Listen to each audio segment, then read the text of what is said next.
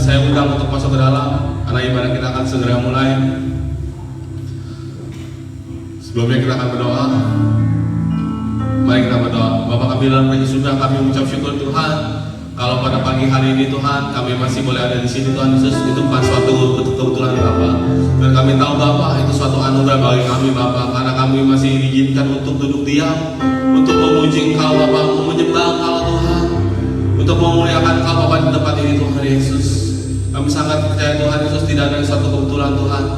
Kami sangat yakin Tuhan, ada sesuatu Bapa pada pagi hari ini yang ingin Kau kerjakan untuk kami semua di tempat ini Tuhan. Terima kasih Tuhan Yesus, biar Kau yang belajar Tuhan pada pagi hari ini Bapa. Terima kasih Bapa. Mari umat yang percaya sama-sama kita katakan amin. Kita akan satu pujian, Jesus at the center.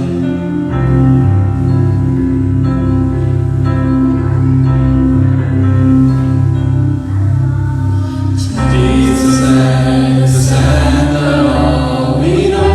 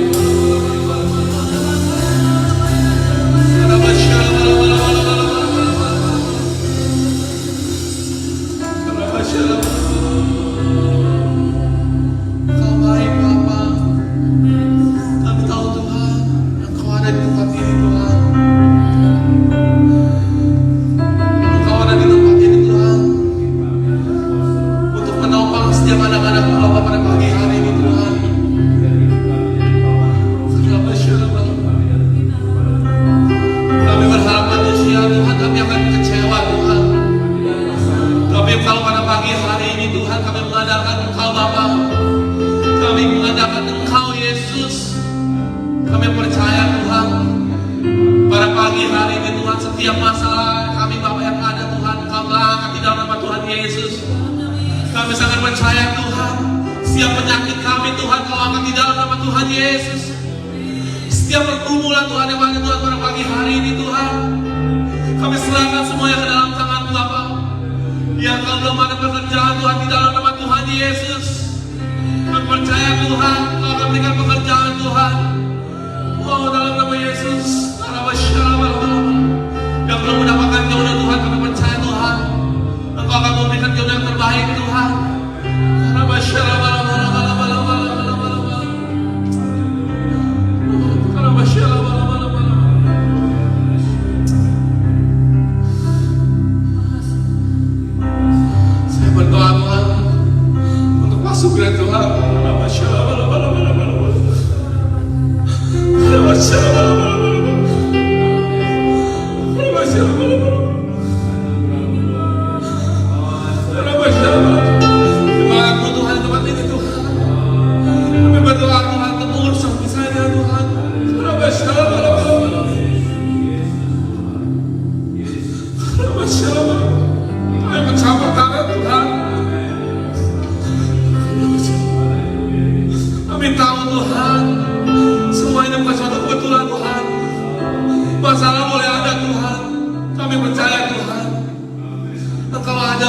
setiap tangan kami Tuhan,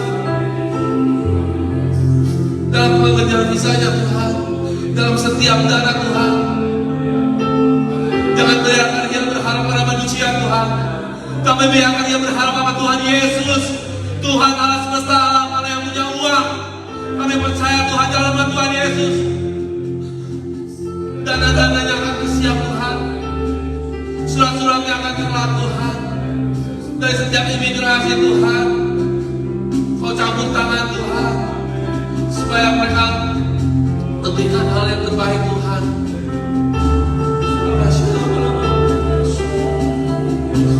Kami hanya bisa berharap pada Kau Tuhan.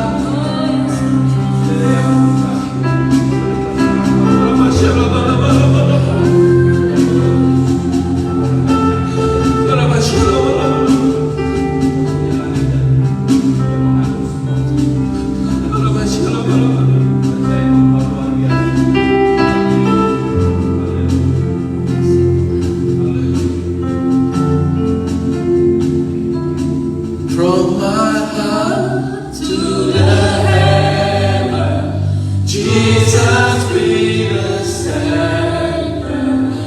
All about you, yes, it's all about you. From my heart to the heaven, Jesus be the center. All about you. Yes, it's all about from my heart. Jesus be the center. All about yes, yes, it's para sekali from my heart, from my heart to the heaven. Jesus be the center. All about you. Yes, it's all about you. Kami buka Tuhan ibadah pada pagi hari ini Tuhan, dengan satu nama-nama yang penuh indah Tuhan, yaitu nama Yesus, nama yang penuh kemuliaan Tuhan. Biar Kau yang berbicara Tuhan, saat ini kami ingin menyembah Kau, memuji Kau Tuhan. Biar apa yang kami puji Tuhan itu semuanya untuk kebaikan nama-Mu saja Tuhan Yesus. Mari umat yang percaya sama-sama kita katakan amin. Kita katakan kanan kiri kita, Allah kita dahsyat.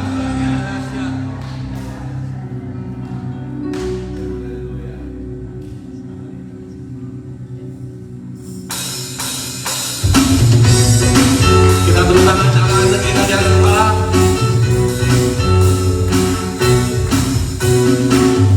Dari utara ke selatan, dengar pujian bagi Allah. Dari barat sampai ke timur, nama Yesus disanjung tinggi.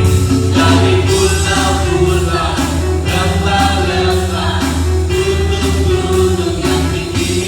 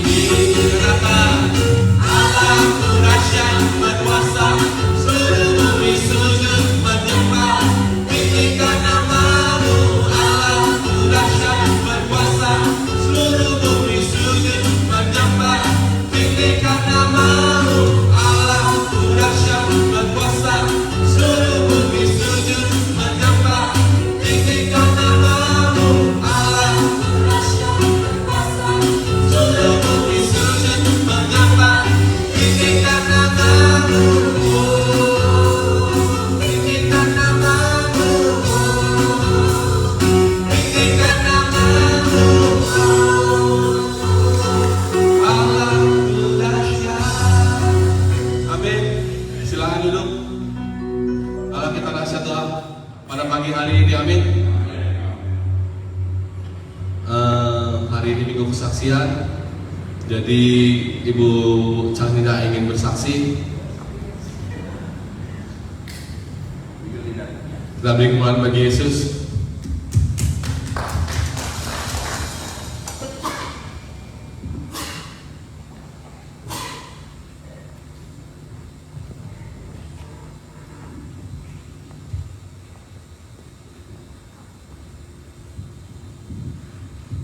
Salam semuanya. Oke, saya itu waktu kecil memang hobinya nyanyi ya, tapi saya senang puji-pujian lama daripada puji-pujian baru gitu. Itu aja, oke saya ini. Kasih karuniamu buatku hidup, kasih karuniamu buatku berharga, kasih karuniamu buatku mulia dalam pandanganmu Tuhan. Ku hidup sekarang dalam kasih-Mu, ku yakin pasti akan janji-Mu, ku terima segalanya daripadamu, dalam anugerah-Mu ku serahkan seluruh hidupku. Kasih karuniamu buatku hidup, kasih karuniamu buatku berharga, kasih karuniamu buatku mulia dalam pandangan-Mu Tuhan. Ku hidup sekarang dalam kasih-Mu, ku yakin pasti akan janji-Mu, ku terima segalanya daripadamu, dalam anugerah-Mu ku serahkan seluruh hidupku. Ku hidup sekarang dalam kasih-Mu, ku yakin pasti akan janji-Mu, ku terima segalanya daripadamu, dalam anugerah-Mu ku serahkan seluruh hidupku, dalam anugerah-Mu ku serahkan seluruh hidupku. Thank you. Bu Canida menyerahkan hidupnya untuk Yesus. Amin. Kita semua akan serahkan diri kita pada Yesus. Amin. Mungkin ada yang ingin memberikan kesaksian lagi. Mungkin Pak Joni yang habis kembali dari US. Ya, mungkin mau sharing sedikit. Mungkin ada satu campur tangan Tuhan dari imigrasi, dari setiap acara. Pak Joni. Ya, haleluya. Sedikit sharing ini Pak Joni untuk memberkati kita di tempat ini. Amin. Amin. Shalom semuanya. It's good to be back at home. Ya, kita banyak sekali dalam perjalanan itu banyak suka duka ya. Waktu itu kita sampai ke Seattle ya, pesawat kita waktu mau ke Las Vegas itu kita delay 3 jam karena cuaca sangat buruk. Itu karena penyertaan Tuhan sangat baik, akhirnya kita bisa berangkat juga. Di Amerika juga kita sewa mobil ya. Waktu kita mau hari terakhir sebelum hari terakhir kita mau ke Yosemite, dikabarkan itu cuaca sangat buruk karena ada snow. Terus kita berdoa ya, kalau rencana Tuhan semua akan berjalan lancar. Akhirnya kita bisa pergi ke sana dan nginap juga 1 malam. Itu pernyataan Tuhan sangat luar biasa. Waktu sehari sebelumnya itu jalanannya tertutup karena saljunya sangat tebal sekali. Terus paginya kita lihat cuacanya sangat baik, kita bisa berangkat dan kita juga bisa nginap 1 malam di sana. Saya juga bisa bertemu dengan adik saya yang sudah lama saya tidak ketemu.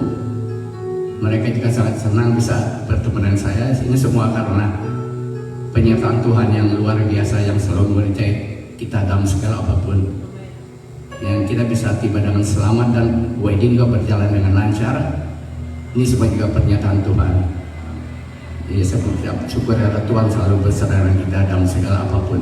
Yang penting kita harus percaya dan yakin, karena Tuhan tidak pernah meninggalkan kita dalam segala apapun. Amin. Thank you. Luar biasa. Tuhan selalu menyertai kita dimanapun kita berada, termasuk di WC. Tuhan nyertai kita juga. Jadi jangan pernah menyerah, jangan pernah berpikir Tuhan tidak pernah meninggalkan kita. Yang ada juga anaknya yang diingat orang tuanya. Jadi saya berharap kita tetap teguh pada Tuhan. Kita tetap percaya apapun yang terjadi, setiap masalah boleh ada, tapi itu semua jangan mengalahkan kita. Tapi kita percaya Tuhan selalu menolong kita. Jadi saya yakin, saya ada sedikit kesaksian sedikit aja. Jadi ini kebetulan saudara saya baru datang, mungkin dia kalau dari sini malu lah. Saya yakin dia itu baru datang dari Australia, dari Jakarta, ya kan. Dia waktu beberapa bulan lalu dia kontak saya, dia bilang saya mau ke Australia. Dan kita juga tahu kalau di Australia itu hal yang sangat sulit untuk saat ini untuk mereka bisa datang, apalagi umurnya masih muda. Terus kalau saya bilang bukan suatu kebetulan, emang rencana Tuhan dia untuk kesini gitu loh. Jadi tiba-tiba dia untuk berbicara dengan salah satu staffnya dia bilang, oh ya saya mau ke Australia, saya mau ke luar negeri. Terus langsung staffnya bilang, oh ya saya ada saudara, dia bilang mereka mungkin bisa sponsorin. Kita tahu orang yang masuk Australia itu banyak, yang ditolak pun banyak. Kayak seperti Samuel itu mujizat, Inggris nggak bisa, ya kan? Tapi Tuhan ya tidak pernah ketuker gitu loh. Tiba-tiba dia bisa nongol di Australia, ya kan? Terus juga si saudara saya ini juga tidak suatu kebetulan dia bisa ada di Australia. Jadi tiba-tiba ada yang mau sponsorin, itu hal yang sesuatu yang amazing kalau buat saya gitu loh. Karena penyertaan Tuhan dia bisa ada di sini, gitu loh. Ya kita mesti bersyukur kalau kita ada di Australia itu semua karena yang di atas, karena Tuhan. Karena Tuhan yang pimpin langkah kita. Jadi Tuhan memberikan yang terbaik. Jangan bilang oh hoki, laki, untung, nggak ada. Kalau Tuhan tidak izin Tuhan kita nggak bisa jadi di Australia ini, nggak mungkin. Tapi Tuhan yang selalu bantu kita. Kuat gagal kita uang, nothing. Mau bapak ibu mengandalkan uang? Uang itu kuat, nothing. Kalau ibu dikasih sakit, bapak ibu dikasih sakit, giro, nggak ada apa-apanya. Uang bisa bond, banyak duit. Naik Porsche, naik BMW, naik Mercy, Jaguar, everything. Punya helikopter, punya aeroplane, punya pulau, doesn't matter. Tuhan bilang, gone. Harta dibawa, no, mati coy. Jadi kalau kita punya harta, kita lakukan yang terbaik. Gak usah sombong. Kita tanpa dia nothing. Kalau orang gaul bilang nothing coy, nothing. Gitu. Jadi kita mesti bersyukur sekali kalau kita ini, oh ya, semua karena Tuhan. Semua karena Tuhan. Ada di Australia, Tuhan. Ada di Indonesia, Tuhan. Emang kalau waktunya kita harus pulang, why not? Tuhan punya rencana indah. Saya hanya berserah. Ada di Australia, puji Tuhan. Gak ada di Australia, ya udah, Tuhan yang atur semuanya. Burung Tuhan pelihara, kita nggak bakal kelaparan. Tuhan pasti pelihara.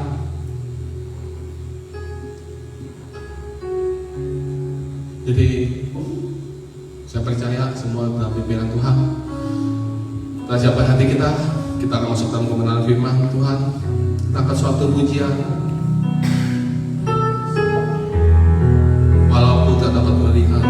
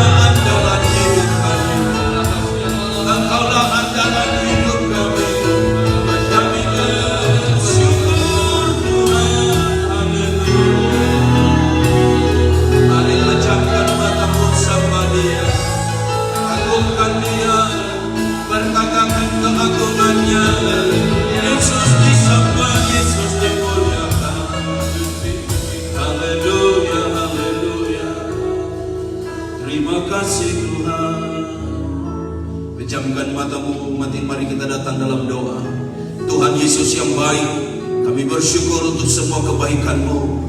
Benar kata pujian ini, walau mata kami terbatas melihat, tapi kami tetap percaya kepada Tuhan. Kami tidak melihat secara jasmani, secara fisikal kami tidak dapat melihat, tetapi secara rohani kami mempercaya Tuhan ada di sini, Tuhan ada di hati kami, Tuhan ada di sekitar kami. Hai jiwaku, mengapa engkau khawatir? Hai jiwaku, mengapa engkau takut? Yang bersama dengan Engkau Tuhan pencipta langit, bumi, laut dan segala isinya, sehingga apapun dapat kami hadapi bersama dengan Tuhan.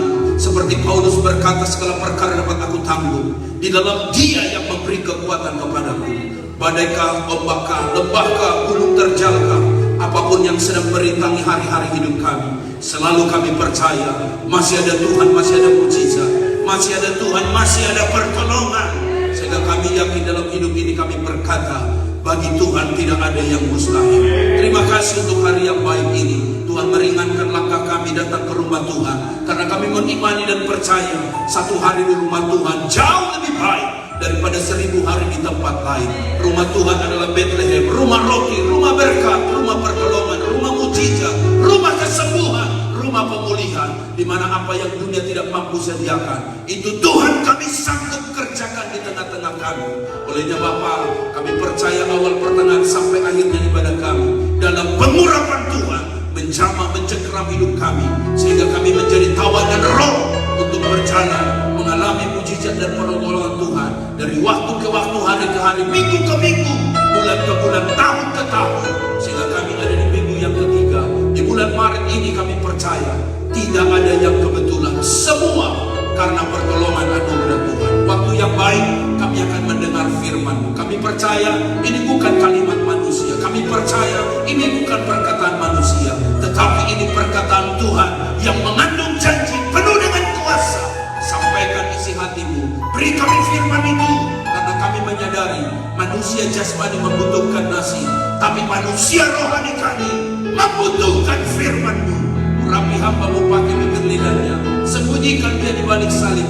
Dia manusia biasa, tidak ada apa-apa yang bisa dibanggakan, tapi hanya dengan pengurapan dari Tuhan, otoritas dari Tuhan, itulah yang memampukan dia berdiri, sehingga dapat menyampaikan firman-Mu yang menguatkan, menghibur, membawa hidup kami naik pada next level, sehingga kekristenan itu bukan hanya sebatas agama, tapi memiliki Tuhan yang hidup dalam setiap kehidupan kami. Apapun pekerjaan iblis, kuasa kegelapan, roh intimidasi, kami patahkan, tolak, usir keluar dalam nama Tuhan Yesus Kristus. Keluar dari tempat ini, keluar dari hati kami. Kami percaya hari ini hari mujizat, hari pertolongan. Berfirman, berkata-katalah, sebab kami anak-anak-Mu telah siap mendengarkan Bapa bersabda. Dalam nama Tuhan Yesus Kristus, semua umat Tuhan yang percaya bersama katakan amin. Tepuk tangan yang meriah buat Tuhan kita. Silahkan duduk Bapak Ibu Saudara sekalian yang dikasihi dan diberkati Tuhan. Terima kasih untuk tim Present Worship yang telah mengambil bagian dalam pelayanan pujian penyembahan pada minggu yang baik, minggu yang indah ini. Kita sama-sama memuliakan Tuhan, dan Tuhan memberkati kita semuanya. Salam sejahtera buat semua kita. Shalom. Puji Tuhan. Hari ini menjadi hari yang spesial karena saya percaya semua hari adalah harinya Tuhan, dan hari ini kita mendapatkan musim yang baru. Saya meyakini tadi saat duduk di sana, lama kita sudah tidak ada hujan. Selalunya panas dan panas. Tiba-tiba tadi pagi hujan mulai dari semalam. Kita mengimani bersama ada hujan berkat yang mau Tuhan curahkan atas setiap kehidupan kita.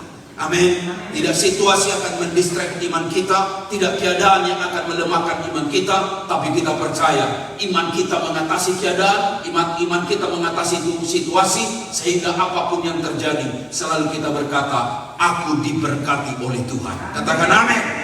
Bapak Ibu Saudara sekalian yang dikasihi Tuhan, dalam menjalani hari hidup ini diperlukan sebuah penegasan.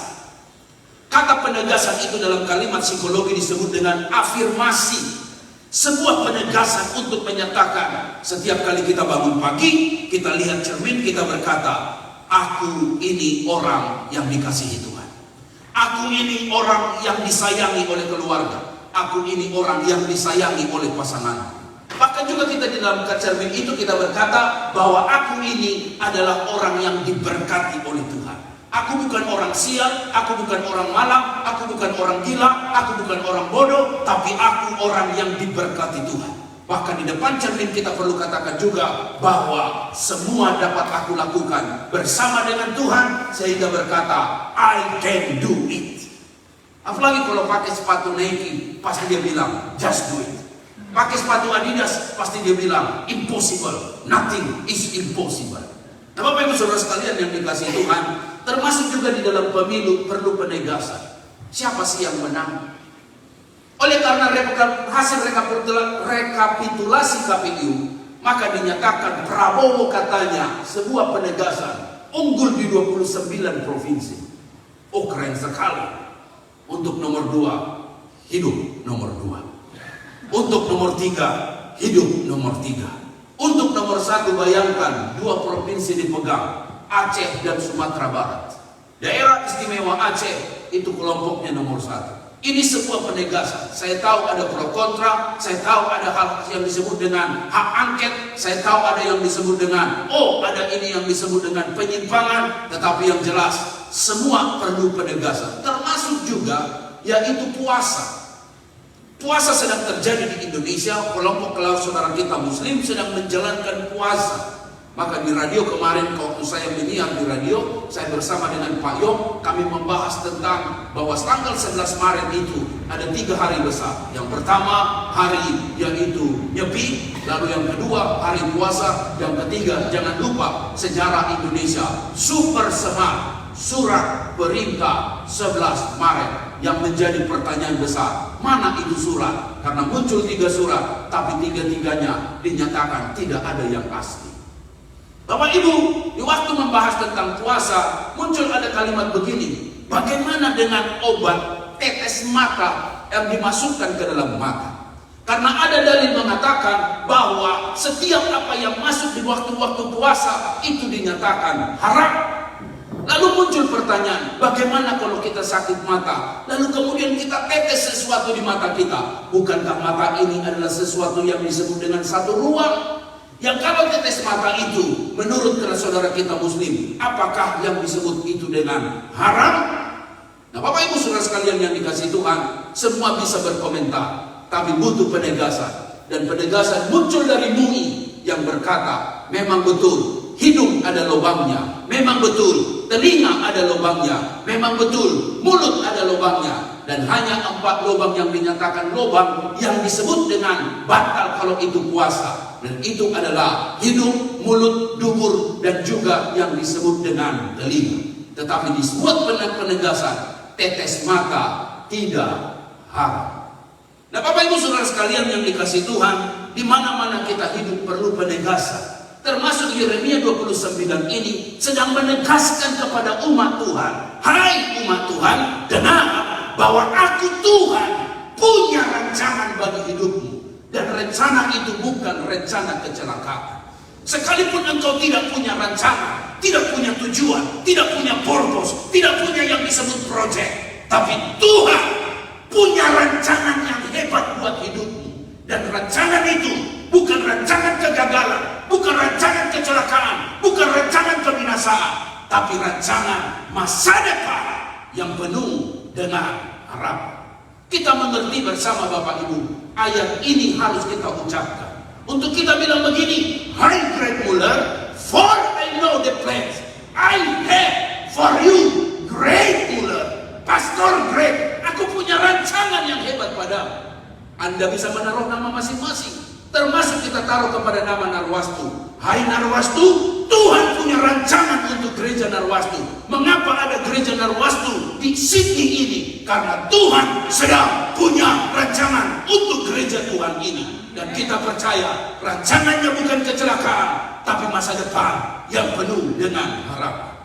Sekalipun di zaman itu ada yang disebut dengan kelompok-kelompok nabi palsu yang hendak berkata begini, itu bohong, itu tidak percaya, itu cuma ngibul. Bagaimana rancangan Tuhan, rancangan masa depan penuh harapan, sedangkan kita ada di masa pembuangan.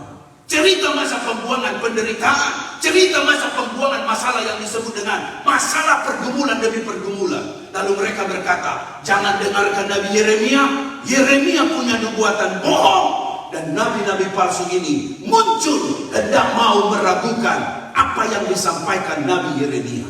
Tapi tetap hamba Tuhan ini berdiri. Dia tahu firman yang disampaikan bukan dari mulutnya, firman yang disampaikan bukan dari akal pikirannya, firman yang disampaikan berasal dari Tuhan. Dan dia tetap berkata bahwa Tuhan, sekalipun engkau di masa pembuangan, Tuhan punya rancangan yang luar biasa hidup pada hidupmu, yaitu masa depan yang penuh dengan harapan. Mengapa dia dapat menyampaikan itu? Bukan karena dia berasal dari hanya Tuhan saja, tetapi dia sedang menegaskan dari dirinya sendiri. Ketika di Yeremia 1 dia mendapatkan firman itu berkata begini, sebelum aku membentuk engkau dari rahim ibumu, aku telah mengenal engkau. Dan sebelum engkau keluar dari kandungan, aku telah menguduskan engkau. Aku telah menetapkan engkau menjadi nabi bagi bangsa-bangsa. Muncul pertanyaan di sini, bagaimana kita bisa yakin bahwa panggilan Tuhan kepada Yeremia sudah ada sejak dalam kandungan, sudah ada sejak yang disebut dari dalam kandungan ibunya, dari rahim ibunya, dan panggilan itu pun sangat besar, yaitu apa? Menjadi nabi bagi bangsa-bangsa. Nabi Yeremia sangat tahu, dia memimpin umat bukan umat yang muda. Dia tahu bangsa Israel itu bagaimana karakternya, sehingga di dalam dialog itu dia bilang begini, Tuhan, aku tidak pandai bicara. Dia membantah, aku masih muda. Bagaimana aku bisa berbicara kepadanya? Ngomong aja aku nggak mudah. Menyampaikan yang Tuhan sampaikan padaku, aku bisa menerima. Tapi untuk ngomong kepada mereka perlu ada skill, perlu ada otoritas, perlu ada kemampuan. Karena apa? Sudah ada sejarahnya. Tidak semua orang Israel bisa mendengarkan nabinya. Sampai Musa sekalipun pernah diejek sebagai pemimpin yang tak becus. Siapa aku ini? Hanya seorang yang bernama Nabi Yeremia. Yang ketiga dia bilang, aku takut sama mereka. Karena apa? Jangan-jangan batu pada tangan mereka melempar kepada saya. Sehingga akhirnya aku dilempar, aku diusir, aku dibuang. Aku tidak mau, aku takut kepada mereka. Tapi penegasan yang diterima oleh Yeremia sedang menjelaskan, hai Yeremia, dengar bahwa Tuhan yang memilih engkau menjadi nabi bangsa-bangsa. Oke lah, saya mau. Tapi bangsa Israel ini kan bangsa yang gak jelas. Maksudnya gak jelas apa? Orang ini orang jahat, orang ini orang gak baik, orang ini orang yang mudah menghormati pemimpinnya. Tapi Tuhan hendak menekankan begini, dengar Yeremia, poinku yang pertama, Tuhan akan bertindak. Kau bilang kau tidak pandai bicara, kau katakan kau nggak pandai ngomong.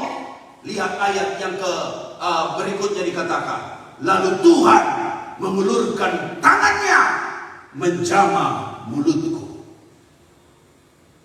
Tuhan yang hebat itu punya cara yang khusus untuk mau menjamah mulut daripada Yeremia, sehingga yang nggak bisa ngomong bisa ngomong, yang nggak pintar ngomong jadi pintar ngomong, karena Tuhanlah yang punya mulut. Tuhan yang berkuasa menggoyangkan lidah sehingga lidah itu dapat berkata-kata. Luar biasa Bapak Ibu, Tuhan itu adalah Tuhan yang sanggup bertindak menyatakan kuasanya. Katakan amin. Sehingga Bapak Ibu tidak ada satu alasan pun untuk kita bilang nggak bisa Tuhan. Betul kau nggak bisa, tapi Tuhan bisa, dan Tuhan bisa memampukan kita mengerjakan itu. Bisa katakan amin? Bisa katakan amin? Di dalam Alkitab Bapak Ibu, saya sangat mengerti bahwa ada kisah tentang seorang yang buta sejak lahirnya. Lalu kemudian murid-muridnya berkata, Rabi, siapakah yang berbuat dosa? Orang ini sendiri atau orang tuanya? Sehingga ia dilahirkan dengan buta. Muncul pertanyaan begini, mengapa murid-murid menanyakan demikian? Kita mengerti bersama, mungkin ada orang berkata, ini keyakinan mereka. Keyakinan apa? Bahwa setiap penyakit itu datang dari dosa. Gak dimungkiri, ada budaya tertentu, filosofi tertentu yang bilang, kalau kau miskin kau dosa, kalau kau kere kau dosa, kalau kau sakit jangan-jangan ada dosamu. Bisa saja. Tetapi yang sangat menyedihkan adalah murid-murid yang mengomentari itu. Kalau orang lain mengomentari itu, kita masih mengerti, jangan-jangan imannya masih lemah, masih kerdil, masih level anak-anak. Tapi dengar baik, murid-murid, ada orang sedang sakit, ada orang yang sedang minta pertolongan. Ternyata yang dikomentari adalah, yaitu penyakitnya dan dosanya. Sangat malam dan sedih. Sehingga aku menemukan orang kadang-kadang punya kebiasaan kepo. Yang gak urusannya diurusin. Kalau kita melihat dari cerita ini, Bapak Ibu, kemungkinan orang yang sakit itu tidak jauh daripada mereka. Betul gak? Sehingga saat mereka ngomong, kira-kira kedengaran gak? Apa mereka nggak jaga perasaan si sakit itu? Orang tiba-tiba sakit, lalu kemudian bilang, makanya habis selingkuh, bohong sih bohong, dusta sih dusta, main judi sih, makanya nyakok. Sekecil apapun itu suara, saya pastikan orang sakit itu nggak jauh dari mereka. Kemungkinan bisik-bisik tetangga itu kemungkinan bisa didengar. Betul nggak Bapak Ibu? Tapi ada orang yang begitu tega. Coba itu kalau terjadi dalam hidupnya dan keluarganya. Memang komentar sih gratis. Kita mudah menjadi orang yang hebat ketika kita melihat orang sedang jatuh. Coba kita waktu itu sedang jatuh. Sedih bukan? Kita berharap teman itu jadi teman, bisa tolong kita, minimal bilang Dek, aku mau ikut mendoakan kamu. Tidak berkomentar seperti ini. Jangan-jangan karena dosanya. Wow, kita bilang, buset, sesuci apa sih hidupnya? Kok tiba-tiba ngomongin dosa? Yang ketiga Bapak Ibu, kusebut adalah sebuah ketidakpedulian. Kenapa kusebut sebuah ketidakpedulian? Seharusnya murid-murid ini sudah tahu apa arti pelayanan. Kalau cuma ngomong, semua orang bisa ngomong. Gak perlu orang datang ke gereja bawa Alkitab. Di luar sana pun terlalu banyak orang komentar doang, tapi gak bikin apa-apa, alias NATO, no action, talk only. Saya membacakan ayat ini sepertinya saya tercabar. Ada banyak orang lihat punya kebutuhan orang, yang muncul adalah cuma ngomong, komentar, kritik, bahkan muncul istilah jangan-jangan gara-gara dosanya. Bapak Ibu, menghadapi hari hidup, seringkali kita menghadapi realita yang demikian. Yang saya mau ingin diskusi dengan Bapak Ibu, patutkah murid-murid punya komentar yang demikian? Status murid-murid, status orang Kristen, status beragama, status berkata aku punya Tuhan, status orang beribadah, status orang yang sering menyebut nama Tuhan. Tapi tolong kakak, ngomong iya.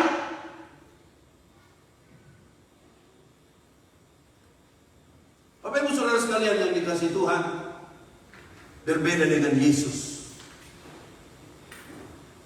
Yesus langsung take action. Ia meludah ke tanah, mengaduk ludahnya itu dengan tanah, lalu mengeleskan pada mata orang buta itu tanpa komentar.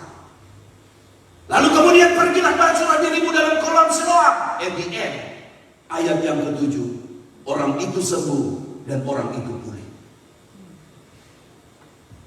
Sehingga saya harus kagum untuk mengatakan begini, kasih butuh tindakan, bukan kata-kata. Butuh bukti, bukan janji. Butuh eksekusi, bukan teori. Sehingga Mother Teresa punya istilah ini yang sangat menyentuh hati saya. Bisa baca sama-sama 1, 2, 3. If you cannot feed 100 people, then feed just one. Kalau kau nggak bisa makan 100 orang, minimal kau bisa makan kasih 1 orang. Masa 1 orang saja nggak bisa kau tolong? Gak usah cerita mungkin 10 orang, 100 orang. Mother Teresa sedang mengajar, kalau kau tidak bisa kasih makan 100 orang, Minimal kau bisa makan satu orang, kasih makan satu orang. Tuhan yang bertindak. Tuhan tahu kelemahan Yeremia gak bisa ngomong. Tuhan gak posting di sosial media, di Facebook, Instagram, whatever, tentang sosial media. Tapi Tuhan bertindak. Dengar baik-baik Bapak Ibu jemaat yang dikasih Tuhan. Di dalam mengatasi kehidupan ini, gak butuh teori yang banyak. Kita butuh langkah yang nyata. Katakan amin. Katakan amin. Katakan amin. Bagaimana andaikan Anda ketemu melihat pengemis di pinggir jalan? Kira-kira sikap Anda seperti apa? Bisa diskusi sedikit? Dikasihani. Caranya Bapak, caranya Ibu Janina gimana? Kasihan deh lo, gitu. Apa? Kasih uang sama dia. Beri hati dengan sungguh-sungguh. Makasih Bu Janina. Mulia sekali hatinya untuk beri kepada dia dengan sungguh-sungguh. Ibu Ani pernah ketemu orang di sini nggak? Orang backpacker begitu, ngemis-ngemis sampai begini. Kalau kira-kira sikapnya Ibu Ani gimana, Bu Ani? Saya akan memberi, tapi saya lihat dulu karena di zaman sekarang ini banyak orang yang berpura-pura menjadi pengemis. Betul. Pasti orang ibu ini sering ketemu yang model begitu. Jadi harus lihat dulu orangnya, minta KTP-nya. Apa tidak? Saya KTP-nya apakah dia benar-benar? Apakah betul benar-benar? Ya. Sebab kadang-kadang dia bilang praktekkan lumpuh, atau nggak lumpuh, kakinya disimpan di dalam. Jadi harus perhatikan dulu ya, ini orang ini masih muda atau orang ini sudah tua, jadi kita bisa tolong atau enggak gitu ya. Baik. Ibu Lia pernah ketemu orang miskin nggak, Bu Lia? Atau orang backpacker yang minta-minta? Kalau komentar Ibu Lia, ini perlu ditolong atau gimana sikap Ibu kalau ketemu orang miskin atau orang pengemis? Ya. Ya dulu ya.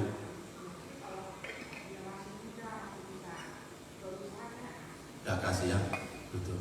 Harus lihat dulu ya, ini sudah tua atau masih muda, masih segar, tapi kok udah minta-minta begitu ya.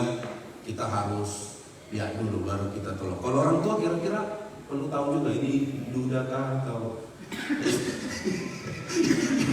Ibu bisa ketawa, tapi kan perlu tahu juga. Jangan-jangan ada istrinya. Tiba-tiba kita kaget, buset, istrinya 3. Iya ada yang begitu. Dia minta-minta, tapi kawin jalan terus. Jadi kalau ketemu pengemis, kira-kira seperti itu. Kita tanya dulu Ibu Liana nih, senyum-senyum aja. Dia terus tanya dulu, ini duda ataupun. Kira-kira Ibu Liana kasih komentar sedikit, menolong kita supaya gak terlalu kaku. Ini agak dingin nih cuacanya. Gimana Ibu Liana? Lihat dulu, tanya dulu. Ya. Iya, jangan-jangan untuk narkoba malah ya. Iya betul, betul juga ya. Thank you Bu. Ini kita ada brother Benny nih, ini sarjana teologi nih. Mas, bantu kita, bro. Gimana kira-kira kalau ketemu orang di pinggir jalan di Indonesia maupun di sini? Oh, ini kira-kira bisa tolong atau gimana sikapnya Benny? Ya, kita harus amati. Amati ya.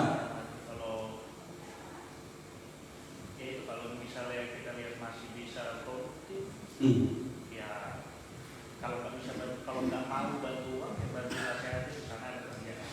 Oh, Kalau bisa lebih gitu. betul ya. Jadi harus lihat dulu, selidiki dulu. Benar dia atau pura-pura, jangan-jangan. Kadang-kadang dia pura-pura dalam perahu, pura-pura tidak tahu. Thank you. Bye. Sini ada Mas Kristo, kasih sedikit komen Mas Kristo. Tolong saya dulu. Kalau kita kan ketemu pengemis, mungkin Mas sering ketemu juga ya. Ada orang pengemis, kadang-kadang aduh mukanya dibuat sampai nunduk. Saya heran juga pengemis itu bisa tahannya berjam-jam begitu ya. Begini terus, itu kan sakit itu. Kira-kira Mas Kristo ketemunya diapain? Dinyanyiin dulu atau diapa? Kalau saya jalan dari situ tuh banyak ketemu orang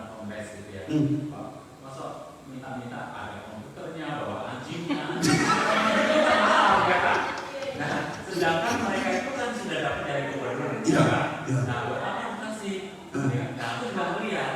Nah, kalau saya di Indonesia, aku juga melihat. Ada yang tangannya dibungkus, kakinya dikasih tape biar dihubung lawar gitu kan, pura-pura. Tapi saya ngasihnya yang benar-benar memang benar-benar kekurangan gitu. Oke. Nah, udah bawain aja seadanya. Oh. Tiba-tiba kan ada segitu ya, kasih aja. Kasih aja ya. Iya. Baik. Tapi kalau dia bawa iPhone gitu, Ya, jual iPhone-nya, udah makan lah. sebab ada juga pengemis ini bawa laptop. Kita bingung, buset. Kita bilang sama dia, maaf, nggak ada uang kertas. Oh nggak apa-apa, uang koin juga. Oh maaf, nggak ada uang koin. Gesek juga ada. Dikeluarkan mesinnya. Pak Joni, komentar terakhir Pak Joni. Ya, thank you Mas Krista. Kalau Pak Joni melihat pengemis di pinggir jalan, kira-kira Pak Joni sikapnya kayak mana Pak Joni? Nah, lama atau dia datang ini bisa naik Mercy loh, Pak.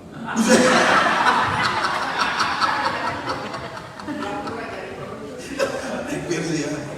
Bukan yang versi Kenarwasu ya.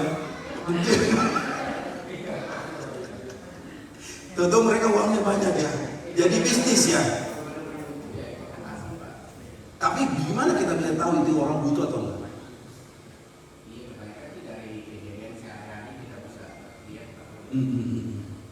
Jadi bisa lihat ya. Tapi kalau dia itu terus di situ gimana? Kadang-kadang penghasilan mereka, gaji mereka lebih banyak dari gaji kita loh. Thank you untuk semua komentarnya. Saya menghargai apapun sikap Bapak Ibu. Saya sendiri sebagai pendeta pun menghadapi begini dan kadang-kadang lagi pegang Alkitab. Ada orang miskin, Pak, belas kasihan Pak, kasih uang dong Pak. Bapak kan baru dari gereja.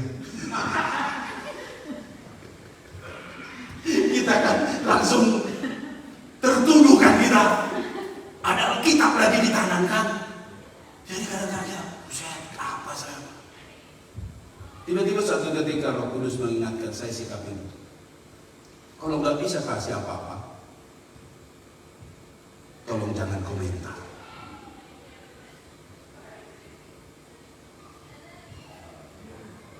Kalau nggak bisa kasih apa-apa, tolong jangan komentar. Diam.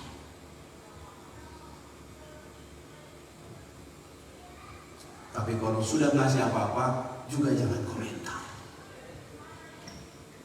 Selain kita mengurangi dosa kita dan menjaga sikap hati kita.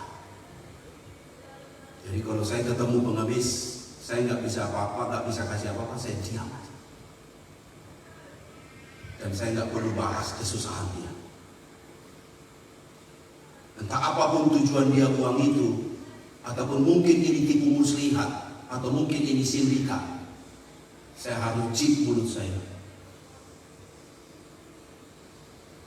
Supaya saya jangan berdosa.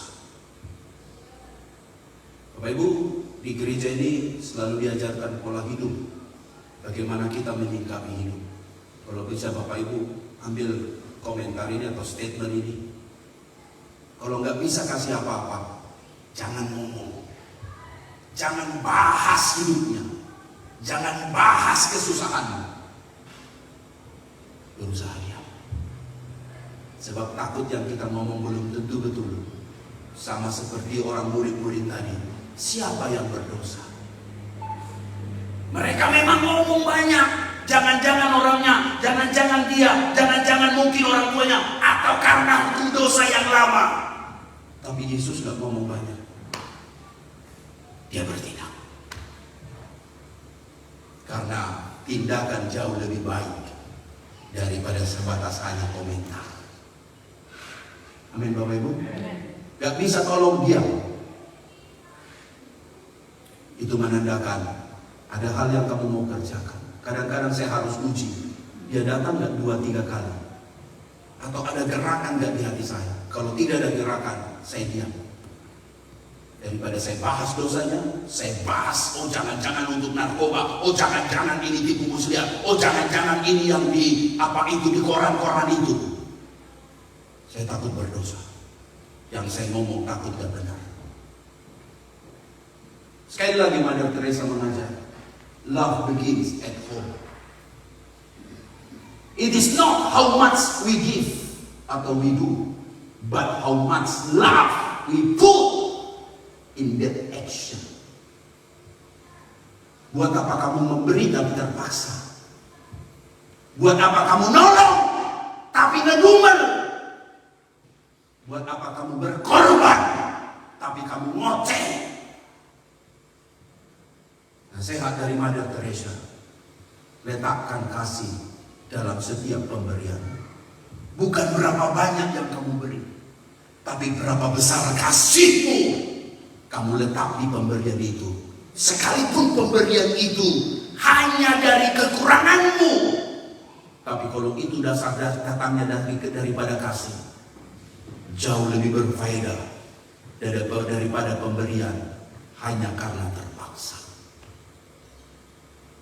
Sekali lagi baik-baik Bapak Ibu, jangan ngomong kalau nggak beri apa-apa, diam aja. Karena itu jauh lebih bijaksana kata kitab Amsal daripada kita ngoceh banyak tapi buat tindakan pun tidak ada apa-apa. Tuhan tahu Yeremia itu gak bisa ngomong. Tuhan bertindak menyembuhkan mulutnya, menjamah lidahnya, akhirnya dia pun bisa berbicara. Poin saya Bapak Ibu, Yesus mendemonstrasikan kasih itu. Semua orang bisa mau mati buat orang lain. Apalagi orang itu pernah mungkin berutang jasa, berutang budi kepada orang itu. Dia bilang, gua rela mati untuk lo. Tapi apakah kematian itu atas dasar kasih? Sebuah question mark. Tapi Alkitab kita sangat membuktikan jelas. For God so loved the world that He gave His one and only Son. Pemberian itu karena kasih yang sangat besar. Dia mati bukan untuk orang benar. Dia mati bukan untuk orang baik. Dia mati bukan untuk orang suci. Dia mati bukan orang yang disebut anggap dirinya benar dan holy. Tapi dia mati justru kepada orang yang berdosa. Yang jelas kasih agape, kasih yang tidak mengharap apa-apa dari objek yang dikasih. Itulah Kristus Tuhan kita. Dan dalam 2 minggu lagi kita masuk dalam Jumat Agung yang kita peringati sebagai kasih yang begitu luar biasa. Gak banyak teori, gak banyak kata-kata, gak banyak diskusi, eksekusi, sembuhkan, selamatkan, tebus orang itu, sehingga semua kita beroleh impak dari kasih. Demikian penegasan yang disampaikan oleh Yeremia kepada bangsa Israel. Dengar hai bangsa Israel, aku pun gak percaya sama janji itu. Tapi dulu saat menerima janji itu, ketika Tuhan katakan aku akan menetapkan engkau menjadi nabi bangsa-bangsa, seiring waktu apa yang diomong itu benar, bahwa apa yang difirmankan terjadi. Aku gak bisa ngomong apa-apa, dijamah oleh Tuhan. Yang kedua, orang yang dijamah Tuhan itu diperlengkapi olehnya. Ayat ini bilang begini, aku akan menaruh perkataan-perkataanku ke dalam mulutmu. Hai Yeremia, aku tahu kau masih muda, aku tahu kau gak bisa ngomong, mau ngomong pun kau gak modal apa-apa, pengalaman gak punya, sepak terjang gak ada, jam terbang gak ada, tapi aku akan menaruh firmanku di dalam mulutmu. Benar bangsa Israel bukan bangsa yang mudah dipimpin Bapak Ibu.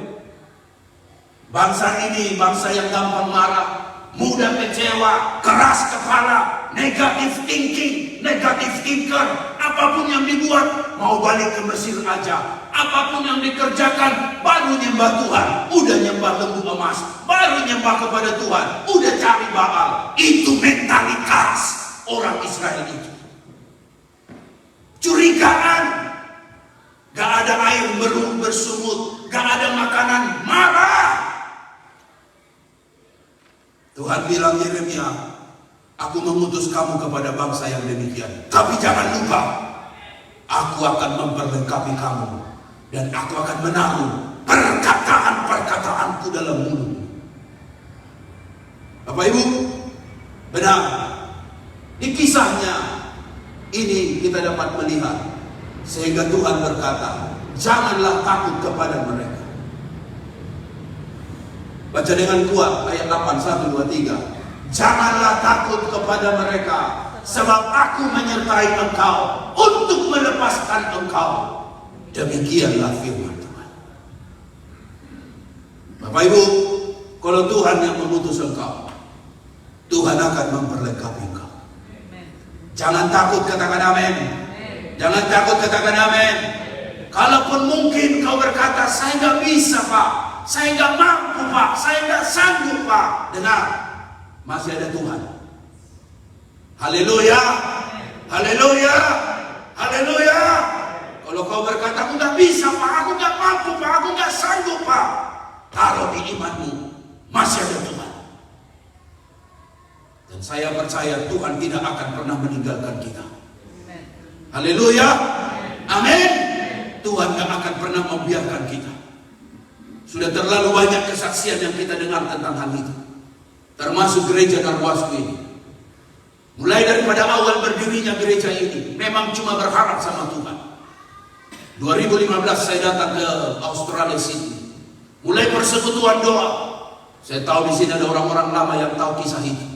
Mulai dari rumah, kemudian pindah ke gereja. Dari gereja, pindah lagi ke Bayside Council. Pindah lagi ke restoran. Covid melanda. Sepertinya nyawa-nyawa ikan. Banyak gereja tutup, gak akan mungkin bisa bertahan. Tapi dengar, Narwastu ini kepala gerejanya adalah Tuhan. Kalau sampai berdiri hari ini, akhirnya kita mendapatkan tempat di Mascot Public School ini.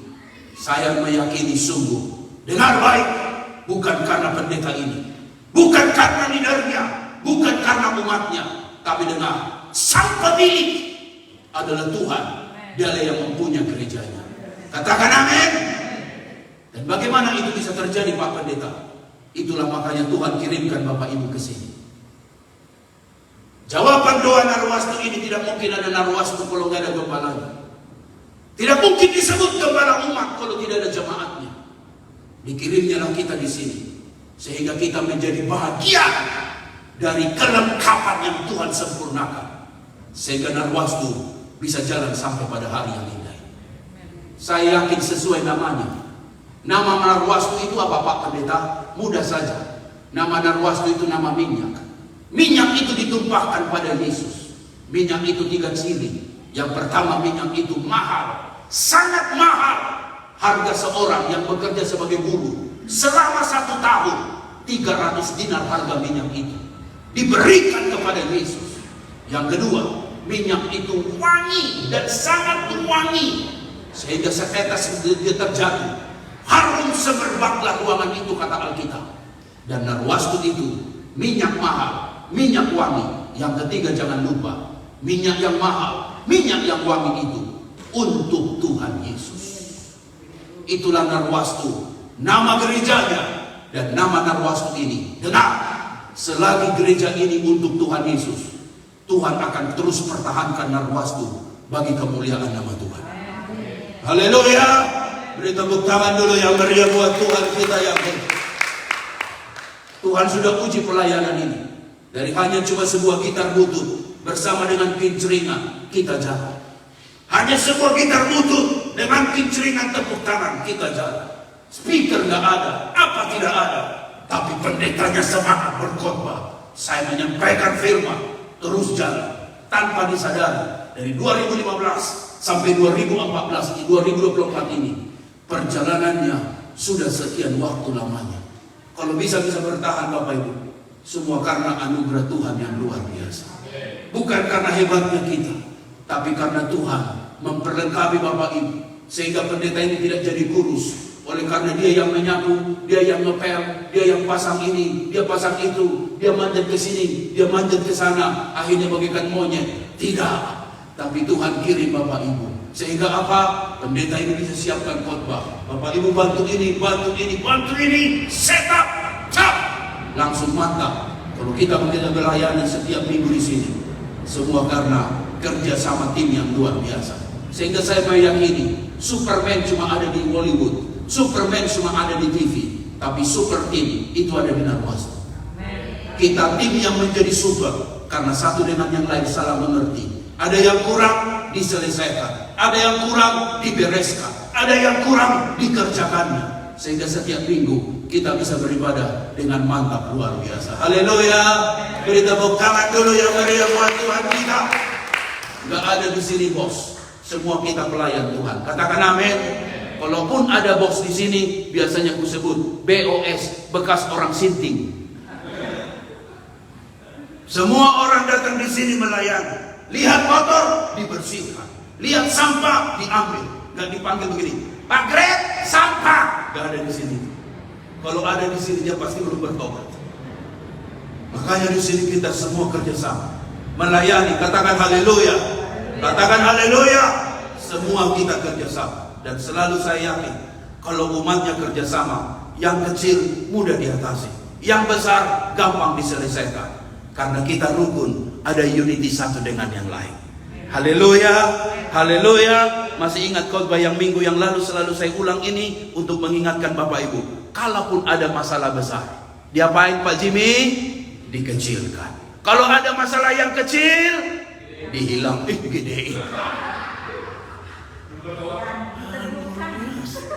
US ini, US. Kalau ada masalah yang besar, dikecilkan. Masalah yang kecil, dihilangkan. Masalah yang kecil lagi, buang ke laut. Bakar sana. Tanam di laut. Injak-injak sedikit. Tulis di atasnya, dilarang memancing. Supaya jangan lagi dipancing itu masalah. Di rumah tangga kita pun begitu Bapak Ibu. Ada masalah yang besar, diapain? Jangan taruh di Facebook. Ada begitu istri, langsung tulis, dasar suami gila, bujuk. Akhirnya dari Indonesia semua ribut, merapatkan kata kalimat itu. Ada apa masalah dengan Loci? Kok tiba-tiba statusnya dasar suami gila? Akhirnya repot di sana, bikin rapat satu kampung, sampai muncul istilah, jangan-jangan udah mau cerai lagi ya, cerai lagi ya. Hati-hati di sosial media. Sosial media seperti pisau yang tajam. Kalau salah menggunakan dia bisa membunuh engkau. Tapi pisau pun bisa dipakai untuk potong sayur. Tergantung kepada siapa kita pakai itu. Kalau kita pakai untuk yang baik, baik hasilnya. Tapi kalau kau pakai untuk yang jahat, jahat hasilnya. Kalau belum dewasa bersosial media, tutup sosial media. Sebab kadang-kadang gara-gara sosial media, suami istri bisa ribut. Baru lihat posting makanan, udah langsung nanya suami, kapan kita mau makan ke tempat itu? Lihat lagi istri orang lain, pergi ke Mayer David John, kapan kita pergi ke tempat itu? Dia penghasilannya nggak banyak-banyak, sama kayak lo kulit, tapi dia bisa pergi ke David John. Lalu kemudian lihat dia beli barang apa, sesuatu yang baru. Dia bilang, dia pergi lagi, makan lagi yang enak, kapan kita pergi ke sana? Akhirnya gara-gara postingan, yang stres adalah suami. Mati berdiri. Hati-hati sosial media. Dia bisa jadi senjata makan Tuhan. Amin Bapak Ibu. Hati-hati posting sesuatu. Apakah posting yang kau posting itu menginspirasi? Posting itu posting kebutuhan? Atau just curhat?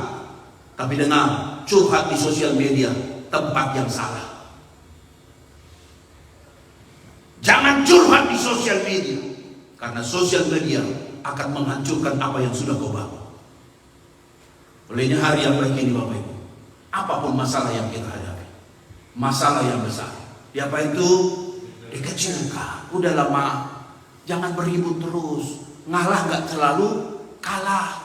Kadang kita ngalah untuk kita menang. Udah lama, udah doain dia kan belum bertobat. Ngapain paksa dia? Masalah yang besar dikecilkan. Masalah yang kecil hilangkan. Udah lama. Itu kan iparmu juga. Itu kan saudaramu juga. Saudara hari ini besok pun saudara. Itu harus ada di hati kita. Kalau tidak, pecah perang. Termasuk dalam kita bergereja. Ada tersinggung? Ada yang nggak suka dengan khotbah gereja? Banyak. Ini nggak suka-suka semua. Banyak nggak suka. Banyak sekali. Tapi nggak di sini, di sana. Tapi nggak mungkin masukkan di hati. Kemarin dia nggak salam sama saya. Jangan-jangan dia nggak suka saya. Kepo amat, baper amat. Baru nggak salam, udah tersinggung. Baru nggak dikasih piring, udah tersinggung. Baru nggak dikasih makanan, udah tersinggung. Baru cuma dapat kuahnya, udah tersinggung. Baru nggak dapat bungkusan, udah langsung tersinggung. Dia nggak bungkus sama kuenya, yang lain dibungkus. Gua cuma dapat kelapanya doang. Kelapanya doang. Lalu dengan pesan, lo bikin aja sendiri kuenya. Ini kelapanya. Jangan mudah tersinggung. Masalah yang kecil, udahlah hilangkan. Haleluya. Amin. Amin. Jangan dibesar-besarkan. Langsung lapor ke Pak Pendeta. Pak Pendeta, tahu gua kemarin ibu-ibu Columbus. Siapa ibu-ibu Columbus? Ibu-ibu Columbus kelompok pakai bungkus. Gua cuma dapat kuahnya. Berulang kali, gereja bukan restoran untuk kita cari makan jasmani. Kalaupun ada fellowship itu hanya sebagai pelengkap supaya kata Pak Jimmy ngobrolnya lebih panjang. Betul Bapak Ibu? Supaya ngobrolnya lebih panjang. Tapi jangan kepanjangan, sebab dia ada pistol 007. Pulang gak? Pulang gak? Pulang gak? Pulang gak? Itu kalimat dia. Jadi kita harus juga dengarkan dia. Karena apa? Kelamaan juga kita yang pusing. Itu cuma pelengkap aja. Bukan itu inti utamanya. Kalau masih lapar, banyak restoran di sekitar sana. Sekali lagi Bapak Ibu, semua katakan masalah yang besar. 1, 2, 3. Sekali lagi, masalah yang besar. Lebih kuat, masalah yang besar. Diapain? Dikecilkan. Masalah yang kecil dihilangkan. Prinsip ini pegang, rumah tanggamu akan damai. Prinsip ini pegang, gereja ini akan jalan. Prinsip ini pegang, komunitasmu akan diberkati. Karena Alkitab berkata, di mana ada persaudaraan yang rukun, Tuhan akan kirimkan berkat di sana. Kalau ada kita rukun, gak susah cari uang. Tapi kalau ribut terus, berantem terus, gaduh terus, ngoceh terus, berkat pun menjauh. Ikut apa kata saya dengan istri saya. Hari Minggu gak boleh berantem. Supaya apa? Berkat Tuhan datang. Tapi kalau berantem terus kami dua ini, mau jadi apa gereja ini? Makanya love, kata Mother Teresa, begin at home. Dimulai dari rumah. Kalau rumahmu ada kasih, rumahmu ada damai, rumahmu ada rukun, komunitas di mana kau tinggal jadi berkat. Haleluya.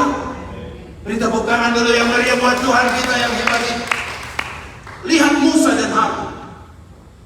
Tuhan mengirimkan Harun kepada Musa. Sebab Musa bilang begini kepada Tuhan, Tuhan, aku gak bisa ngomong. Bro, jangan banyak alasan. Sampai mulai Harun. Iya, gua tahu Harun. Tapi ingat, bukan cuma Harun aku menyertai. Ayat kuningnya sangat hebat. Baru saya temukan ini. Yang bisa masih matanya was, baca ayat kuningnya 1, 2, 3. Aku akan menyertai lidahmu dan lidahnya. Aku akan menyertai lidahmu juga dan lidahnya, dan mengajarkan kepada kamu apa yang harus kamu lakukan dan kamu katakan. Bukan jadi tergantung kepada Harun, tetapi Tuhan juga memakai lidahnya Musa. Tuhan juga memakai lidahnya Harun. Saya pikir hebat sekali.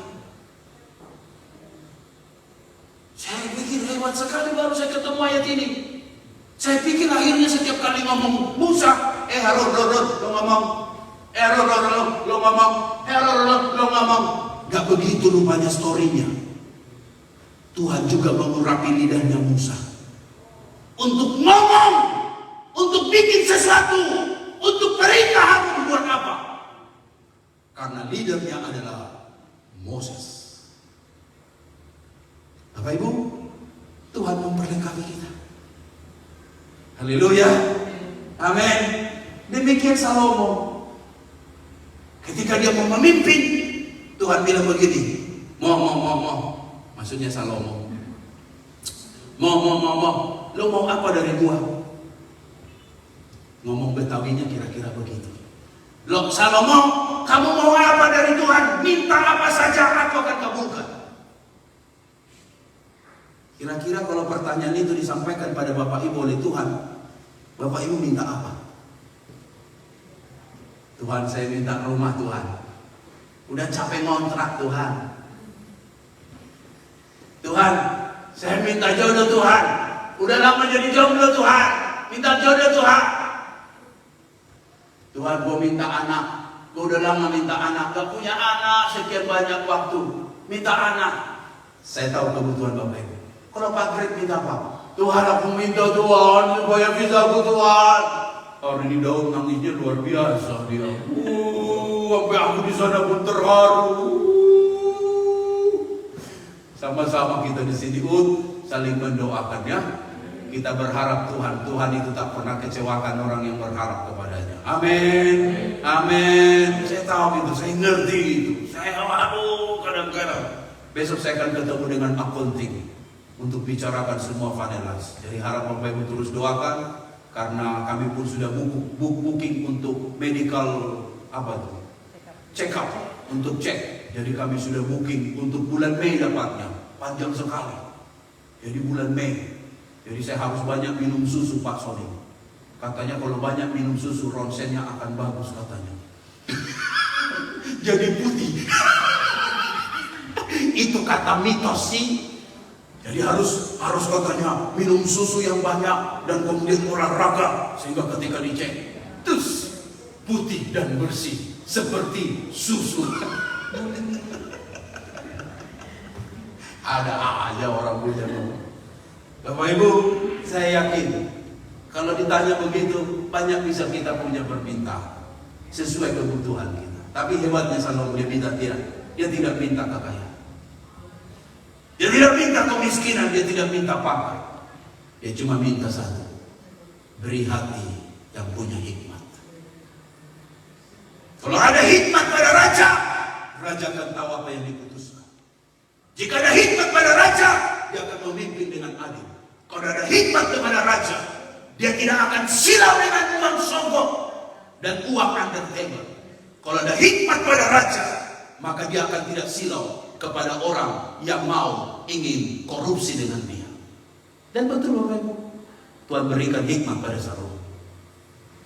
Tiba-tiba langsung ada muncul drama anak yang tertukar. Salomo berkata, siapa ibu di sini yang punya aku ini anak? Gua. Siapa ini anak siapa? Anak saya Tuan Raja. Dua-dua ibu ini mengakui. Dan kleminisasi pun muncul. Itu anak saya, itu anak saya, itu anak saya. Ributlah istana itu. Raja ambil pedangnya. Diam semuanya. Sekarang saya ambil keputusan. Saya akan belah anak ini. Separuh untuk ibu ini, separuh untuk ibu ini. Setuju? Ibu yang satu berkata, setuju Raja. Habis dia aku terus ini anaknya. Yang satu pun berkata, jangan Tuan Raja. Buat apa dia untuk kami separuh, dia sudah jadi mati dan kemudian jadi mayat. Lebih baik Raja, berikanlah anak itu kepada ibu itu. Biarlah ibu itu mengurusnya. Buat apa itu di tangan kami tapi sudah jadi almarhum. Raja berkata,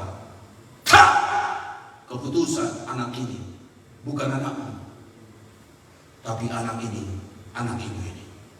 Karena kau menginginkan kematiannya, sementara ibu ini menginginkan kehidupannya. Kisah itu dinoktahkan, menyatakan hikmat seorang raja mengambil keputusan di situasi yang sangat genting. Dan benar, anak itu adalah anak ibu yang penuh belas kasihan itu. Bapak Ibu, Tuhan memperlengkapi kita. Jangan pernah ragukan penyertaan Tuhan.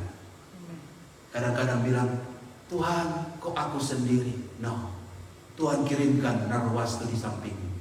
Tuhan aku gak ada pemilih. Tuhan kirimkan sahabat-sahabat dekatmu. Tuhan di mana engkau ada? Tuhan kirimkan orang yang berdoa dengan engkau. Sekalipun kita di perantauan, kita bukan di tempat yang sunyi, karena ada tangan Tuhan yang menyertai hidup kita. Kekuatan kami sebagai gembala di sini karena ada Bapak Ibu yang saya tahu berdoa kuat untuk kami, sehingga saya meyakini Tuhan mengirimkan Bapak Ibu di sekitar kami. Kemarin baru saya bersama dengan satu sahabat lama. Saya bilang, Pak, udah lama nggak ke gereja. Dia bilang, Pak, kami ada selalu di mana Bapak Anda butuhkan. Bapak butuh apa? Cerita kepada kami. Saya bilang, terima kasih Pak. Saya hanya berharap Bapak ada waktu kita bisa beribadah bersama-sama. Dia bilang, Pak, tolong doakan, karena restoran kami sangat sibuk akhir-akhir ini. Saya bilang, baik Pak, boleh datang jumpa kami di gereja. Sekali lagi Bapak Ibu, Tuhan memperlengkapi kita. Amin. Amin. Wow. Yang ketiga terakhir, Tuhan akan memutus. Bukan cuma diperlengkapi, dibiarkan, tapi diutus. Terakhir, otoritas yang melayani berasal dari otoritas yang dilayani. Yesus memberkati mereka, lalu berkata, pergilah, jadikanlah semua bangsa menjadi murid.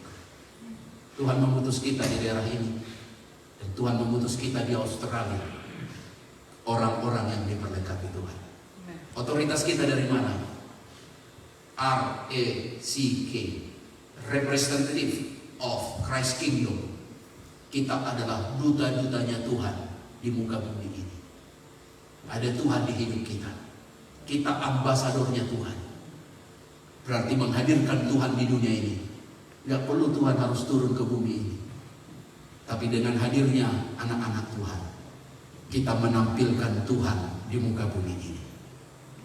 Amin. Amin. Ada Tuhan di hidup kita. Tuhan mengutus kita di dunia ini. Bawalah dunia ini kepada Tuhan untuk bilang, Tuhan, kalau masih kau tugaskan aku di sini, saya mau berdampak dan berdampak.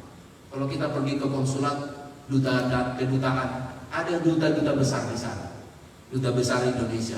Kalau masih bertugas, tetap dia ada di sini.